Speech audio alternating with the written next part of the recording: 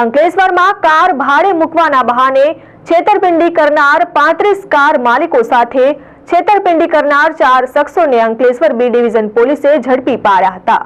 પોલીસે 1.45 કરોડની 36 કાર પૈકી 21 કાર રિકવર કરી હતી. આ છેતરપિંડીના ગુનામાં મુખ્ય સૂત્રધાર સહિત 3 ફરાર શખ્સોને ઝડપી પાડવાના ચક્રો ગતિમાન કર્યા છે. પોલીસ સૂત્રીય માહિતી મુજબ ગત ડિસેમ્બરના રોજ અંકલેશ્વરની ડિવિઝન પોલીસ મથકે કાર ભાડે રાખવાના બહાને છેતરપિંડીનો ગુનો નોંધાયો હતો, જેમાં કંપનીમાં અને સરકારી કચેરીમાં કાર ભાડે મૂકવાની લાલચ આપી કાર ગાયબ કરનાર 4 ભેજાબાજ સામે આખરે ફરિયાદ દાખલ કરાઈ હતી. ડઢાલ ગામના ફૈઝાન શેખ અને જાવેદ શેખ સહિત 4 સામે 1.45 કરોડની 36 કાર સગેવગે કરી છેતરપિંડી અને વિશ્વાસઘાતની ફરિયાદ દાખલ કરાઈ હતી. પિતા અને પુત્રની જોડીએ 35 વ્યક્તિ ઉપરાંત અન્ય કોને સાથે વિશ્વાસઘાત કર્યો છે એ અંગે પોલીસે તપાસ શરૂ કરી છે.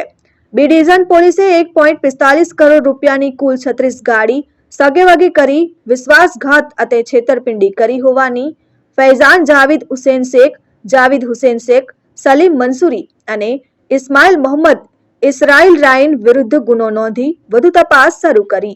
કાર કૌભાંડ વચેટિયાઓની ભૂમિકા ભજવનાર મૂળ બિહાર અને હાલ સારંગપુરના મોહમ્મદ ઇસ્માઇલ મોહમ્મદ ઇસરાઇલ રાયન, ભરૂચના તવરા ગામના વિરેન્દ્રસિંહ અર્જુનસિંહ રાહુલજી તેમજ ઝઘડિયાના ગોવાલી ગામના રાકેશ અર્જુન વસાવા અને ભરૂચના નિકોરાના મોઇન અબ્દુલ મુસા શેખની ધરપકડ કરાઈ હતી. તેમની પૂછપરછમાં બી ડિવિઝન પોલીસ દ્વારા નોંધાયેલ ફરિયાદમાં 36 ગાડી પૈકી 21 ગાડી ભરૂચ, નર્મદા જિલ્લા સહિત અન્ય જિલ્લામાંથી રિકવર કરી હતી. જ્યારે અન્ય ફરાર મુખ્ય સૂત્રધાર પિતા પુત્ર ફૈઝાન જાવેદ હુસેન શેખ તેમજ સલીમ મંસૂરીને વોન્ટેડ જાહેર કરી તેમની ધરપકડના ચક્રો ગતિમાન કર્યા હતા.